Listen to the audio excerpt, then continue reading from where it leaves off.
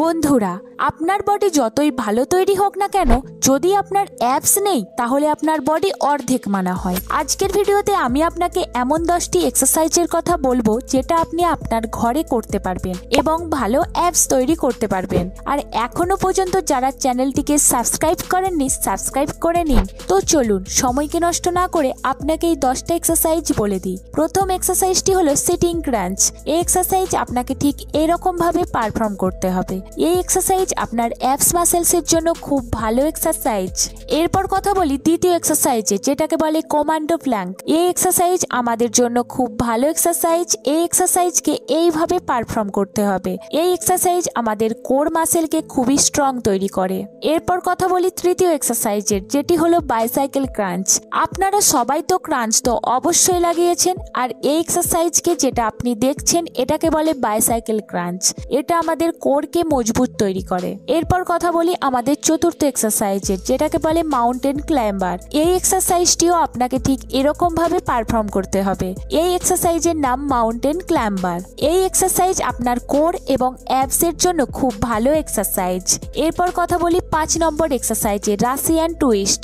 Russian twist exercise আপনাকে ঠিক এইভাবে পারফর্ম করতে হবে যেমনটা আপনি দেখতে পাচ্ছেন ভিডিওতে। এই এক্সারসাইজে আপনি যদি চান তো আপনার হাতে একটি ভারী বস্তু নিতে পারেন, আর না হলে আপনি খালি হাতেও ঠিক এমন ভাবে এক্সারসাইজটিকে পারফর্ম করতে পারেন। এরপর কথা বলি 6 নম্বর এক্সারসাইজে, যেটাকে বলে ফ্লাটার ক্লিক। এই এক্সারসাইজ আমাদের অ্যাবস এর জন্য খুবই ভালো এক্সারসাইজ।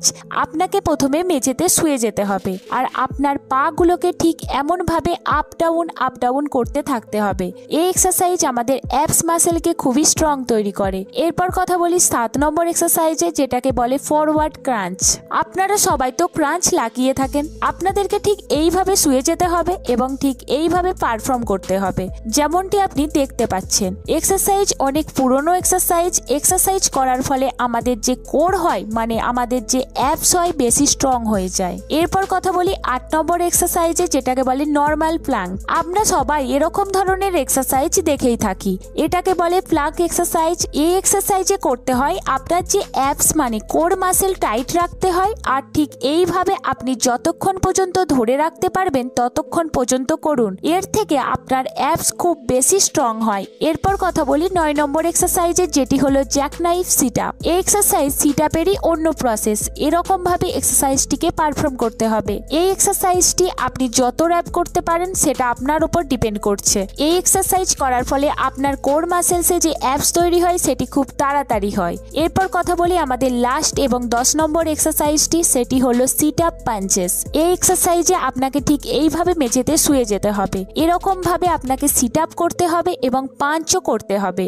এই এক্সারসাইজ করার ফলে আপনার যে পেটের চর্বি হয় ওটি ধীরে ধীরে কমে যায়। আপনি এটি থেকে অ্যাবস তৈরিও করতে পারবেন। আপনি যদি আপনার বডিকে সুন্দর বানাতে চান, এক্সারসাইজগুলোকে ফলো করুন। এমনটা বলছি না যে আপনার দুদিনে অ্যাবস তৈরি হয়ে যাবে, এটা অসম্ভব। আপনি এক্সারসাইজগুলো করতে থাকুন আর একটু সময় দিন। তো এই ছিল আজকের ভিডিও। আমি আশা করছি ভিডিওটি আপনাদের ভালো লেগেছে। ভিডিওটি ভালো লেগে থাকলে অবশ্যই লাইক করুন এবং কমেন্ট করুন, এবং এই ভিডিওটি আপনি আপনার ওইসব বন্ধুদের শেয়ার করুন যারা অনেক চেষ্টা করার 6 প্যাক অ্যাবস তৈরি করতে পারছে না। দেখা হচ্ছে পরের ভিডিওতে এরকম কিছু ফিটনেস সম্পর্কিত তথ্য নিয়ে। ততক্ষণের জন্য ভালো থাকুন, সুস্থ থাকুন, নিজের খেয়াল রাখুন। ভিডিওটি শেষ পর্যন্ত দেখার জন্য আপনাকে অসংখ্য ধন্যবাদ।